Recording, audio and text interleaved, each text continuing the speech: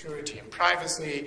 We have problems of controlling the 5 big tech companies in the world, which are huge by any standard. This is unprecedented private power concentrated in the hands of very few people.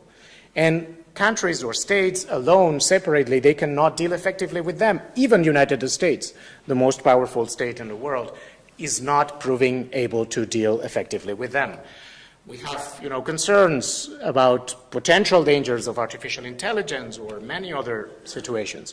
We have also growing concerns about how some public but undemocratic powers are using all these new technologies. So we have China with this massive program of surveillance.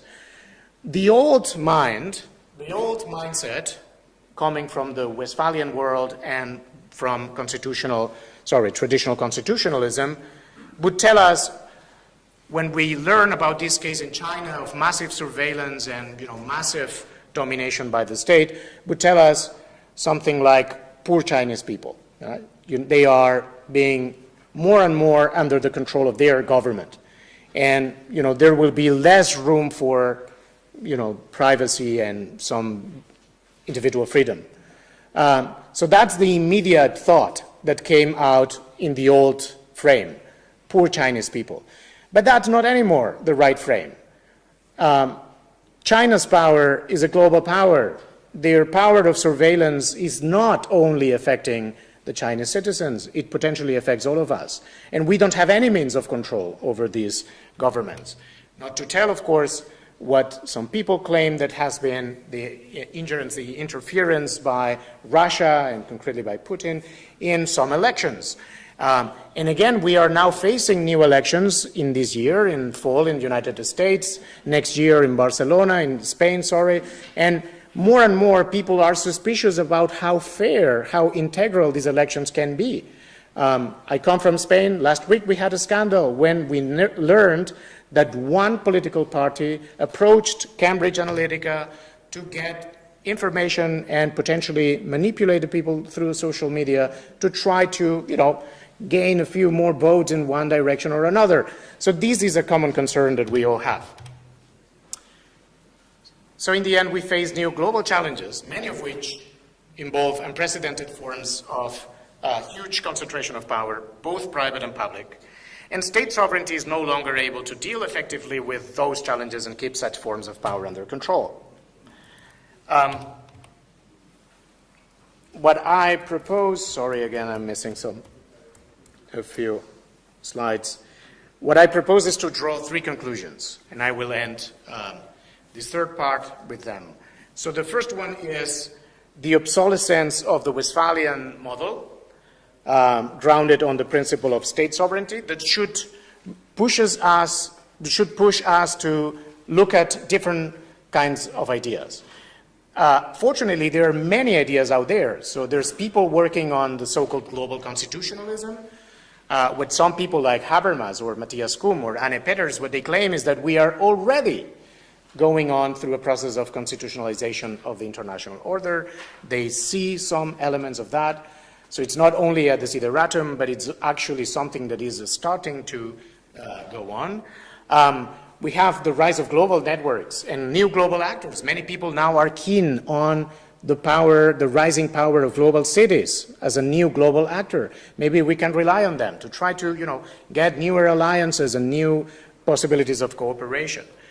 We also should hope in the rise of global public sphere and again on the role of new technologies, because whenever we come to talk about global governance, new technologies again are key, are crucial. So again, what is in crisis, I would say, is this old idea of we the people. I think this idea, which was the center, the starting point, the point of departure for classic constitutionalism, is no longer clear, is no longer stable. The truth is that we are all affected by these global challenges.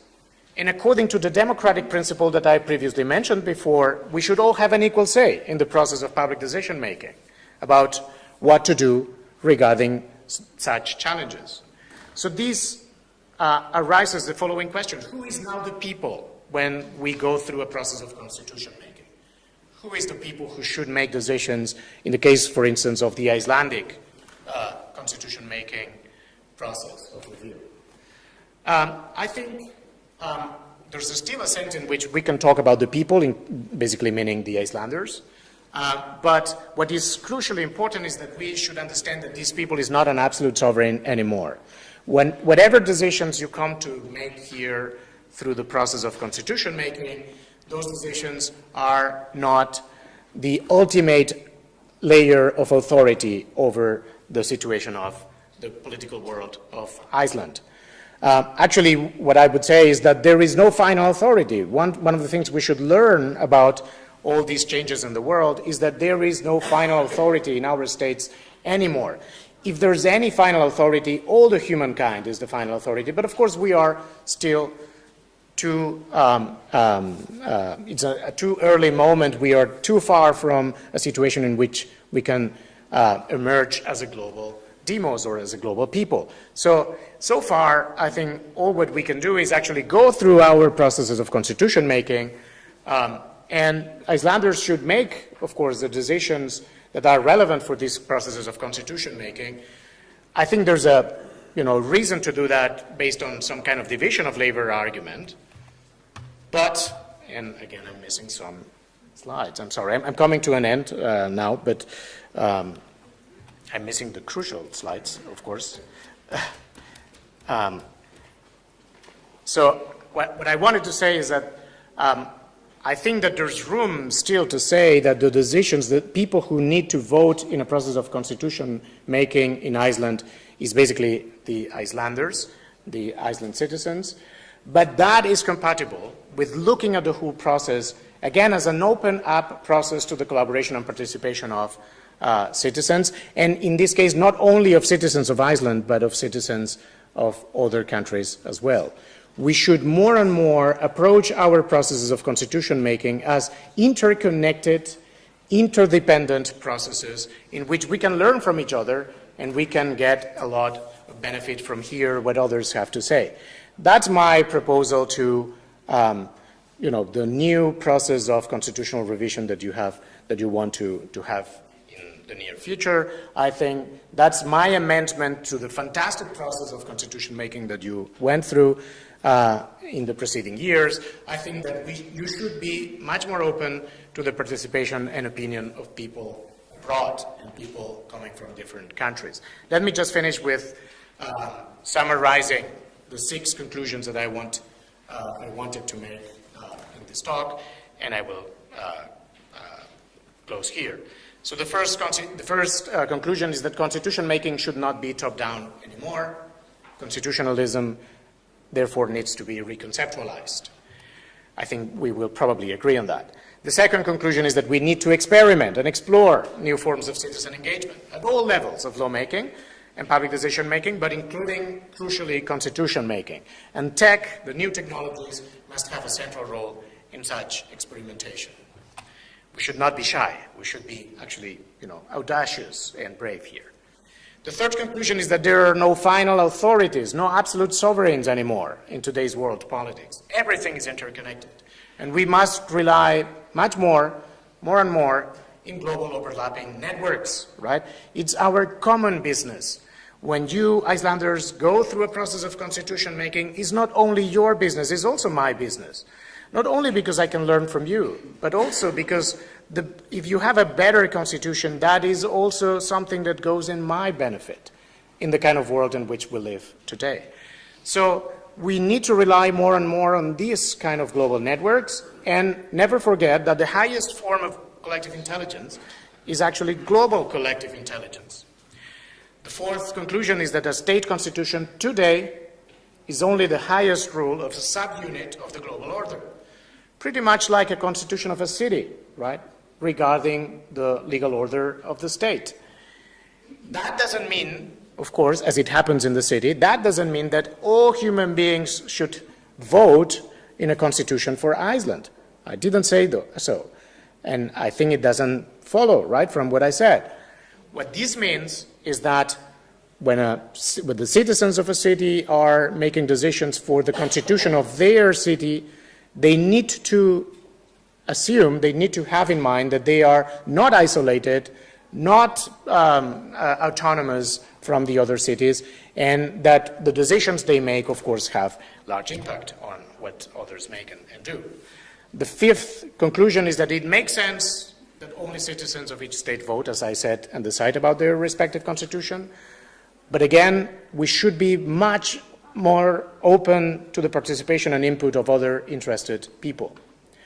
I guess that if the process of constitutional review in Iceland is run in Icelandic is the language, which is, of course, what I expect to be, that is probably not, that is probably an obstacle for the participation of many other people in the world. But maybe we should also think about it. Maybe you should work in having some English translations of it. Because again, the underlying idea is that it's everyone's business. It's not only your own business. You will have the last word. You will have the vote in the process. But it's everyone's business. And finally, the sixth conclusion is that state constitution-making processes should take into account global challenges and global processes of constitutionalization. And they should learn from each other. In a way, they should learn from each other and study what others have done and try to accumulate knowledge about this. And that's actually what you started in 2008. That's exactly why Iceland is a special case. That's why the rest of the world must be grateful to all of you for having innovated in the way in which constitutions are drafted. And that's why I'm also happy to be here and sharing with you my thoughts. Thank you.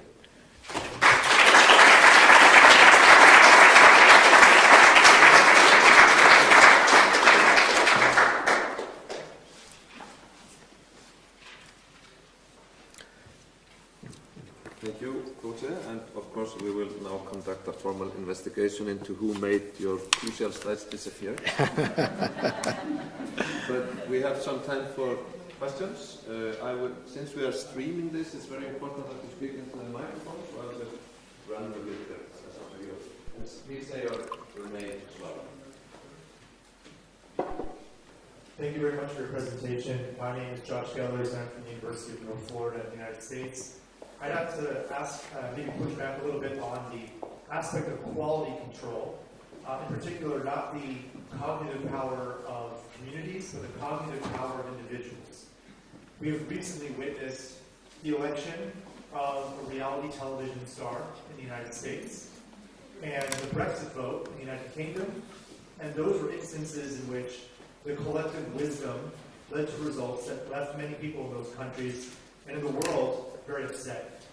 And so I'm wondering from your perspective, how can we control the quality of the messages that are part of the deliberative democratic process in a world in which fake news and propaganda run rampant and people make decisions based on things that they read and see? So thank you for the question. So let me split the response in two parts. So first, I think the traditional response to that concern should be, deliberation. That's the key, right? So if you want the people to get more informed and to have better judgments, what you need to promote is quality processes of public deliberation, right? You need the people to confront their views, the people to check what each other is saying, and so on and so forth. That's, sort of the traditional response to that concern. But you mentioned something else. You mentioned, the fake news and the impact of social media and all these the impact of new technologies in the end. And I think, so regarding this, what I would say is I'm as much concerned as you are about this, but I think that we should all learn about how to do it better, right? So these new technologies come with huge potential, with huge promises of making a large contribution to the quality of decision making. But of course, they also have dangers, and we are also seeing some of these dangers so far. So the thing here, the common challenge we all have is that we have to learn about how to do it better. I definitely agree with some of the concerns you have. Let me add also this. I see this kind of, concerns or anxieties as a half full, half empty glass, right? It's true, the Trump election, the Brexit decision, all these examples look like, terrible decisions. But so the first thing we have to say, and I want you to understand exactly what I mean, right? So don't get me wrong. is that many people who voted for Trump and many people who voted for Brexit, so when you have 52% of the Brits voting for Brexit, it's not that these 52% of the Brits are just crazy people, totally ignorant people who know nothing about politics, people who should be excluded even from voting. I mean, that's not, the right description. So we all know that everything is much more complex, and but what was going on that choice on that election was, rather complex. Many people who felt disappointed about the EU, maybe with good reasons, right? Maybe they bet for the wrong alternative, but I mean, it's not so easy. It's not self-evident what is the right alternative here. And again, don't get me wrong. I think that was not the right decision. That's my view. But in any case, when you have 52% of the people voting for something, we should hear more about what they have to say. So I think we need to get a big picture here. I think that's very important. So if you compare with the origins of modern constitutionalism, when most people they were illiterate, they could even read the newspapers, right? And of course, they didn't have any kind of formal education or very, very basic education. So if you compare with those times, I think that we have, a much better informed citizenship, much more, a citizenship much more committed with the common good and having common concerns. That's what I see, right, when I observe the reality. And I know all the literature about the ignorance of voters and so on. I think still that if we compare with where we come from, I think that we are, in a better situation. Far from perfect. We have a lot of things to do. And I share all the concerns, all the anxieties. We need to do better in terms of, reducing these risks. But that's not, or what I want to say is that's not a reason to step backwards and, disempower the citizens again. Because we know where that other path goes, right?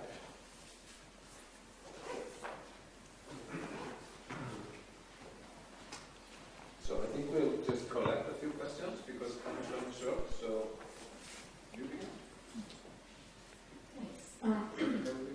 So I tend to agree with you in your view on power and what the outcome of a crowdsourced constitution means in terms of power.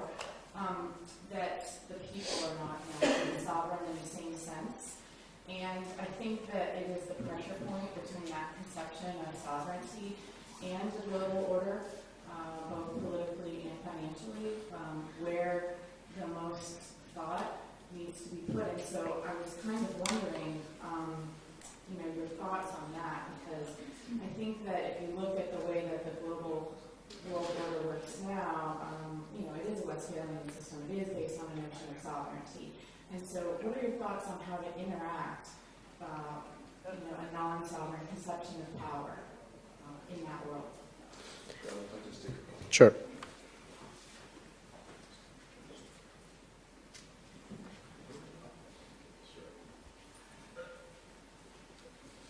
My initial question I will have to do with the first question.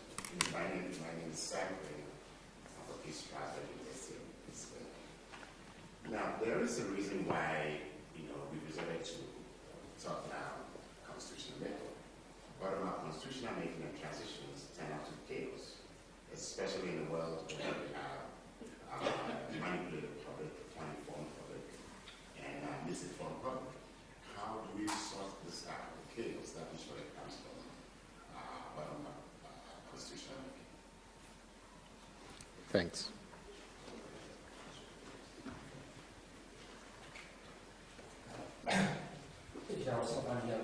Anglo-American University, Prague. I have a follow-up actually on first and last question. I attended the conference at NYU autumn 2016, just 1 week before US elections and after Brexit. And there was this question, what's the reason of this major populist movement? And two major theories, culture theory, economic theory. And Pippa Norris from Harvard, who is kind of prime example of proponent of cultural theory presented her argument. And she was arguing basically that it's an issue of process, that the younger generation is more educated, that's what you talk about. In the meantime, there were some other actually contributions saying that it's more complex, that these also historical components contribute, they combine to each other, and so on. We see major pushback today, and so Pippa's Norris argument that we should just wait, it will work out fine. But in the meantime, a lot of things are going wrong. And so my question is about really structural reasons behind this pushback. And that has to do, as a lot of people are now pointing out, to specific characteristic of new technologies. You have this power of accelerate, yes, and amplify. And so if you have very kind of system of inequality, this system is even more amplified and accelerated. So how would you address this issue? Because you say we should have this and we should have that, but in the meantime, things go in the wrong direction. Okay, just let's try to be brief so that Scotia will get some time to answer all these questions. Beth Novak, just very briefly, you've reflected a lot on the procedural justice elements of crowd constitutionalism. I'm wondering if you've given further thought to them what this means for the substantive boundaries. If we use the powers of collective intelligence, does it change then substantively what can and should be in the sort of frame of what we think about as constitutionalism? And one last question. Yes, thank you very much for a very thought-provoking talk. Catherine Dupré, University of Exeter. And I noticed your encouragement and the invitation to Icelanders to translate some or most or all of that discussion on the constitution-making process into English. So my question is, it suits me as I happen to speak English, right? But my question is, why not French, why not Chinese, why not Arabic, or why not Russian? Thank you.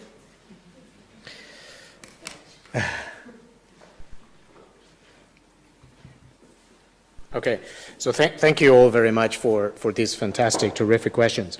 So let me start with the final one.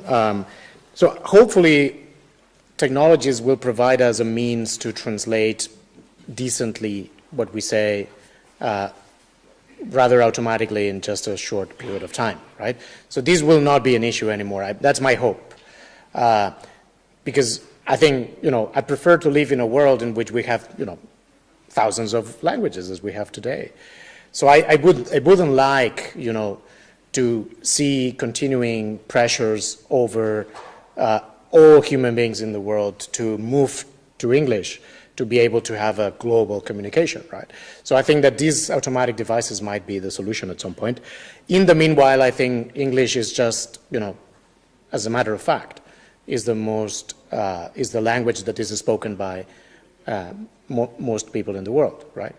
As a second or third language, at least. So I think it's just a practical concern here, but fair point. Okay, so going back to Beth's question, so I think it's true that I didn't say much about the substantive impact that collective intelligence may have in, the justice and substantive correctness of our decisions. That was the response I was waiting to give at some point. That was in one slide that I couldn't show, but it's true that, as I said, the main contribution of crowd constitution making is not only that it, enhances the legitimacy of the decision by welcoming more people and then hearing more voices, etc. But it's also an impact that it can have in the way in which the decisions, the resulting decisions, are made more just. And how is it so? Well, it's simple, right? So when you hear the voices of those who will be immediately affected by the decision, we know, right, that just by hearing what they have to say, if you pay attention to what they have to say and you take into account what they say, that's a way in which you can integrate their views in your own judgments. So that's a way of transforming your individual judgments into more common judgments or more fair judgments, which is basically the essence of justice for me, from my view. So yes, I think that's also a crucial part. Okay, so let me address the post-sovereignty question, and then I will end up with a sum of concerns about populism and the situation in today's world. So I think the question about sovereignty is not easy at all. It's one of those spots in which I want to say what I already said. I don't have definitive responses here. I think we should all explore new ways to approach these things. I have my own view, right, and I'm actually working on providing my own view. The world I see for the future is a world in which we will not have absolute sovereigns, not final authorities, but we will have sovereigns in some sense. It's only that these sovereigns are overlapping, not absolute, so relative sovereigns. And for instance, just to give you an example of the idea I have in mind, we will see more and more states representatives, so states, prime ministers, or foreign office ministers, in international summits negotiating in the same table with city mayors, right? City mayors or cities are becoming global actors as well. When city mayors are sitting in a table in an international forum, they are representing the citizens of their city. They are not accountable to the other citizens of their country. The traditional understanding, the Westphalian world, was one in which we have absolute sovereigns. Each state is its own sovereign. So when city mayors go to an international forum, all what they do is they are representing the states that have delegated their power to them, right? They are accountable to the state, and they cannot defend or advocate anything else than what the state or the state government is advocating for. When the city mayor of New York or Philadelphia attend an international meeting, according to the old logic, they should be all aligned with the White House, with what Trump is saying, or with at least with what the Congress of the U.S. is saying, right? Because that's, the old traditional Hobbesian view of state sovereignty. I think that's not anymore the case, and I think that when mayors attend international summits, they operate as sovereigns of their citizens, as representatives, of their citizens, and they, hold some kind of relative sovereignty, not absolute sovereignty. And all what we can see in the global order, that's my view, is more and more overlapping of these kind of relative authorities. And we hope to have some collaboration, to rise some collaboration among them.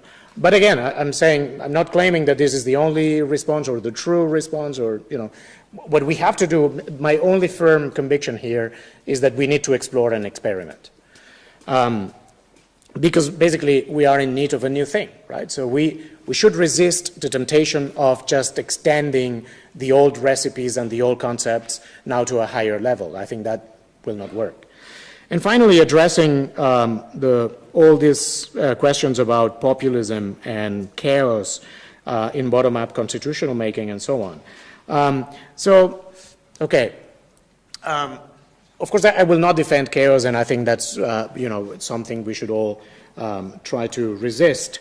But I think the first thing we have to keep in mind is that if the alternative to this chaos in some particular cases is basically the old recipe of top-down structures or institutions that have proven to be insufficient. As I said, I want to insist on this. I think they worked very well for a long time, but now they proved to be insufficient for what citizens want. I think, that is actually fueling, that will be, fueling and contributing to enhance these dangers of populism and populist reactions. I think that's what, I started my presentation with these pictures of these massive demonstrations and mobilizations in many countries, in democracies, in non-democratic countries all over the world, right? So this is a common problem, a common concern that we all have. I think that all these protests were unified, they all shared this idea of being dissatisfied with the old top-down ways of doing things. And I think that you might look at these squares and think that that was chaos, right?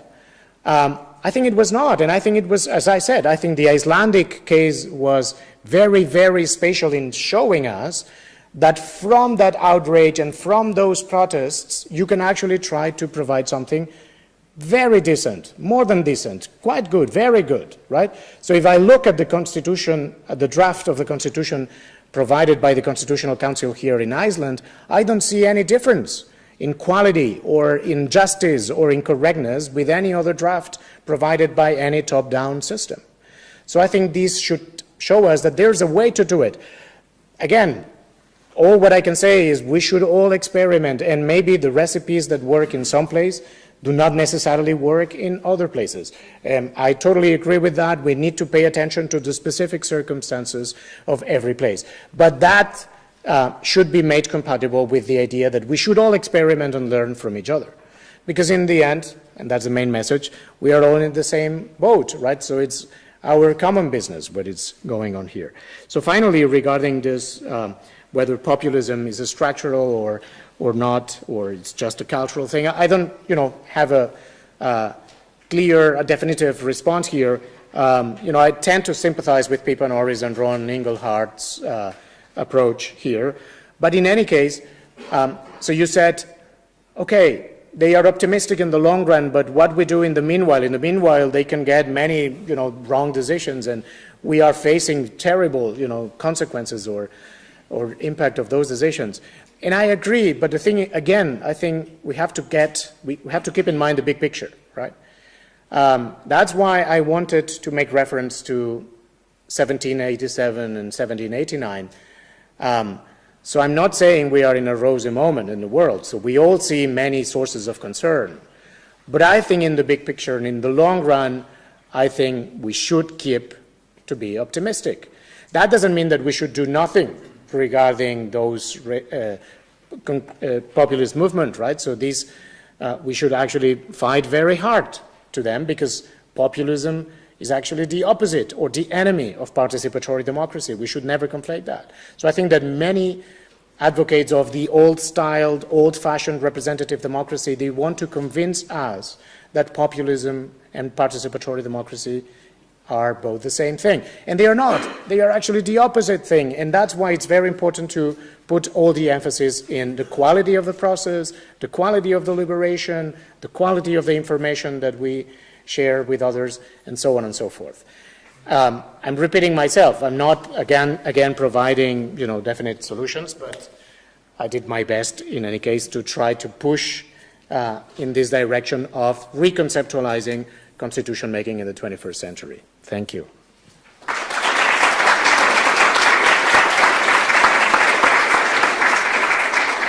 Thank you, Jose.